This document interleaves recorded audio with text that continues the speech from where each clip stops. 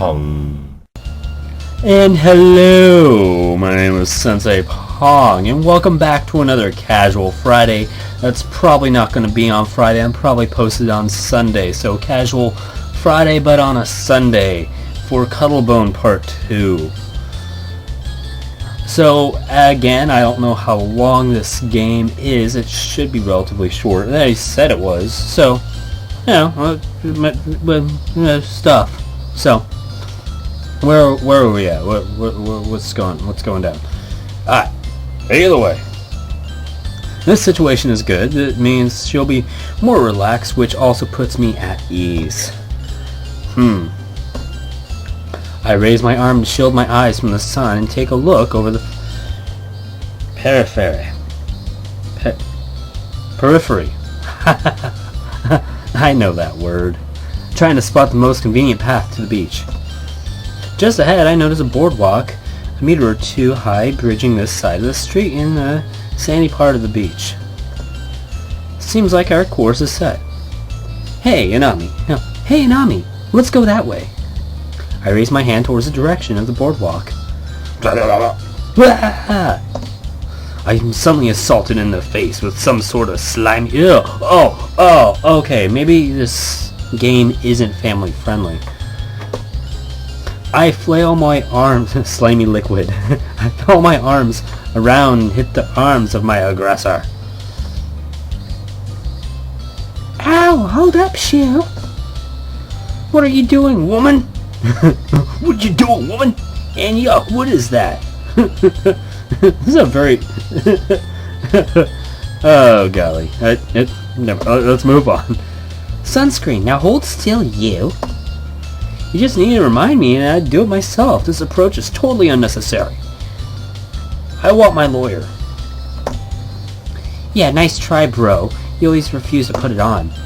Well, that's because I usually never spend enough time in the sun to get burnt. Except we're spending the whole day here, so that won't work. Now buckle up. This is... buckle up to get sunscreen? That seems a little... extreme. You'd have to be a crazy person to hang out in the scorching sun without sunscreen. Can't confirm I'm crazy. Can't confirm I'm crazy person. Come on, sit down and take off your shirt. I'll take care of your back for you. She passed a middle seat and gives me a mischievous smile. Ugh. I look around for any passers-by and see none. It really is a ghost town around these parts. Jeez. After a bit of apprehension...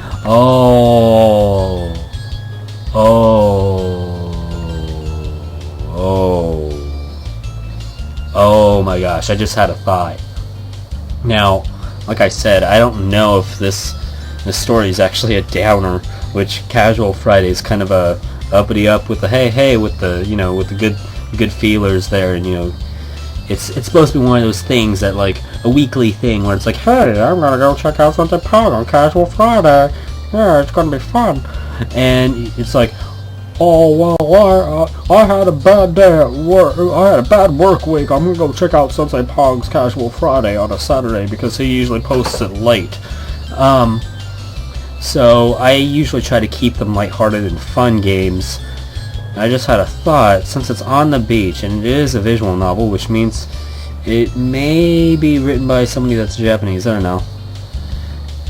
It doesn't seem like there's any serious translation issues or grammatical issues, so it may not be a translation or a bad translation. It may be an English visual novel to begin with. But I had a thought that this may... yeah, there may be personal issues going on with, like, I don't know, like, anxiety issues and all that, and heavier topics along with, you know, feelings and things. But I was thinking, since it is the beach, I'm kind of hoping, you know, I would appreciate the game if it's done well at that point, but I'm worried that this game is that, like, the tsunami remembrance thing, you know, just that would be a serious downer for Casual Friday. That they're just we'll leave it at that. I don't feel like I should joke there. So, yeah, there's just, I feel like that might be a downer. Let's just hope it's some, like, personal issue or something. After a bit of apprehension, every time I saw the orders. This is a fight worth fighting. Unless I had my knife, which I don't. I lay my backpack on the top free seat and pull my shirt off. I take up the middle seat and face away from her. She reaches over me and puts her backpack next to mine, then sits behind me. The lid of the sunscreen bottle opens with a snap, and she pours some of it over my shoulder blades. Her cool hands press over the cream, and she spreads it around thoroughly. I'm reminding of her watching tennis practice sessions and the way she controls the racket and the ball. Maybe that's why her hand movements feel so firm. Not in an unpleasant way, mind you. It feels nice, actually. I wouldn't mind one of these every once in a while. Okay, I'm gonna stop that. Still, this should be a relatively PG episode. I may have just gained a new reverence for tennis. Tennis. Here, spread this on your arms and I'll take care of your back. Her voice brings my drifting mind back to reality. She dangles the bottle in front of me and I take hold of it. Alright. I squeeze the bottle upside down and scoop up a bit of the sunscreen in my left hand. It smells nice. I've never thought sunscreen smelled nice. That's why I usually never wear it. I think I've only been sunburnt once, because I usually just have, I suffer from a skin condition called, like, not fully white, so I don't really burn. No offense to anybody, which is probably like 90% of my American audience out there. Anyways, being half Asian, I tend to just tan, and then it's funny because I'm not white. I'm not like any like single race. It's just like it was great through high school. I got like a whole bunch of people to just like think I was whatever, and very few people were able to pinpoint what my ethnicity was, because my last name didn't even fit my ethnicity. You know, it was like, oh, wait, that's kind of a German last name or English last name, isn't it? You know, I was just like, okay. And I got people to, the greatest one was I got people to believe I was a Turkish exchange student, and it was all good and fun until, you know, someone knew Turkish, and they're like, hey! I was like, I was just leading them on, and they're like, oh, that's funny. You know, that went on for a while, but not everybody. I got some people to believe I was Hispanic. Until that one was hard to pull off because a lot of people know how to speak Spanish and I don't. It smells nice though, it does. Let's carry on. Do you need help, or does it not hurt anymore? She's referencing my fractured arm. It's good now. This much strain won't hurt anymore. Okay then. I spread the cream around my arms until it turns transparent. But yeah, no, that's what I was gonna say. I don't like the smell of sunscreen. It doesn't smell nice. On my left wrist, I feel a scar tissue from the injury. Yep, no pain. Therefore, no gain. I still can't do moderate or heavy lifting, but regular everyday exercise is fine. I use the leftover sunscreen in my hand to take care of my calves. And done. See, that wasn't so bad. How was it? Yeah, I grumble. I guess I did over-dramatize it in my head. We all have our incomprehensible, stubborn ways, and mine mostly revolve around sticky substances. Here, your sunscreen. Hold on to it. Your turn, Chief. Ooh, she gives me a small smile and clasps her hand to the bottom end and her top.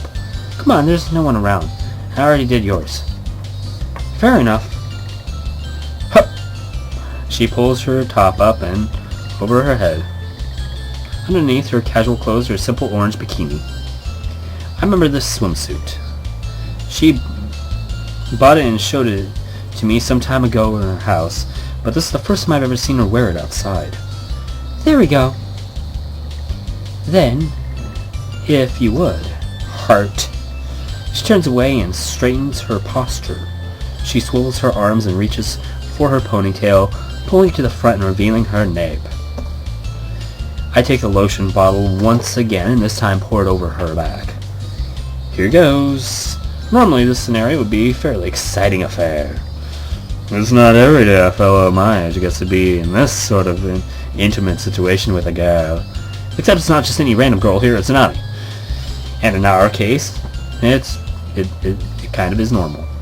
Our families moved to the complex at around the same time when we were little. We're still just children, so we hit it off well. Ever since then, we've been more or less inseparable. Previously, I mentioned the distance between our balconies was too big to cross over, but there was a detail I failed to mention. Whoever the architects were must have figured it could most convenience for everyone living there to be able to traverse between blocks easily. As such, they built several passages that connect adjacent blocks at various floors. Our floor has one of these passages. That makes it getting from my house to hers is just a mere 2-minute walk. Would have been less if our rooms weren't so close to the edges. I've been over there so many times her place is almost like a second home to me now. Nanami says her parents often ask about my absence when she's at home alone, as if that's my actual residence. Her mother in particular seems to have a great affection for me. Maybe it's a son I never had kind of a situation. Maybe I remind her of her husband. Maybe this relationship is a little bit too intimate. He's also on the frail side and has an affinity for technologies. Or maybe it's because I've always been her daughter's closest friend. Who knows? Point is, if there is anyone I could consider a best friend, it's Inami. And the same for her with me. We've grown up spending so much time together, been through thick and thin, that there is no longer anxiety between us. This sort of physical contact is just regular affairs. But I like it. It's a nice cozy feeling that I don't have with anyone but her. Only she knows me this well. Hey Shu, did you see the great majority yesterday? Oh? Back on planet Earth. Yes, I did. Brief explanation. The Great Majority is this new action sci-fi show currently airing on the last that had both got the school. Take two. The Great Majority is this new action sci-fi show currently airing that has got both of us glued to our TVs late at night these days. The plot revolves around a futuristic human civilization. After the central device of their colony breaks down and causes disarray, our protagonists are investigators, tasked to go into core of Central Tower to see happen and finding out what will. In the way, they need deadly resistance, there is. The new twist. A cat from left field totally came out. I mean, what even? They've had passed through giant laser-wielding mech guardians, tag-team assassins, the Cavalier Beast. Don't forget that weird shrine with the 4 half-cyborgs. That was nuts. I want to see this show. This starring Nick Cage. Yeah. Oh. Yeah, and now they're finally reached the core, ready to face the big bad, the ultimate boss. And what are they met with? A little girl and a stray cat. Dude, what?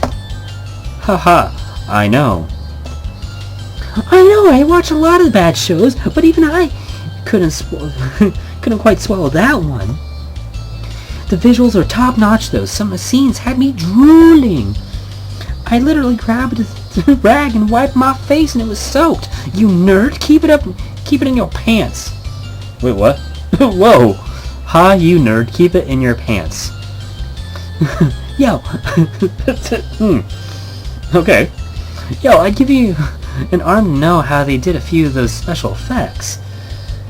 That stuff was crazy. Yeah! And Nami lets out an adorable snort.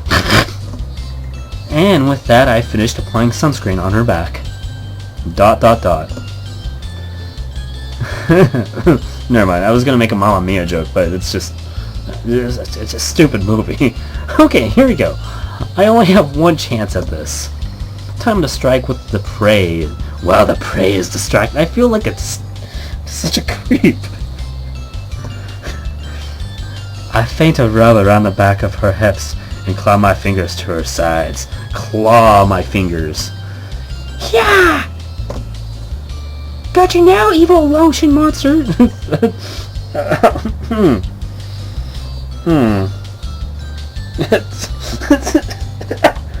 I can't read. Oh no, I can read this. I can read this. This is... Tickle mode! Engage! Haha, shoo! So stop that! That was my terrible Elmo impersonation. Which I guess that joke isn't that funny anymore, because the guy that did the Elmo voice went to court for some actually serious stuff, and yeah, downers, man. Downers. She lets out a hearty laugh. Suddenly something catches my attention. Did you not wear perfume today? Oh. Arms lock up, down. Oops. Her cheeks redden. Is it that bad? You got me. I was so engrossed with the preparations this morning. Oh, you got me. I was so engrossed with the preparations this morning that it flew right over my head. I hope I don't smell too terrible. Nah, it's fine. I like it. You know my nose is sensitive for perfume and those sorts of strong smells. I prefer it this way. I plop my nose on the back of her shoulder like a drowsy puppy. You should forget about it more often.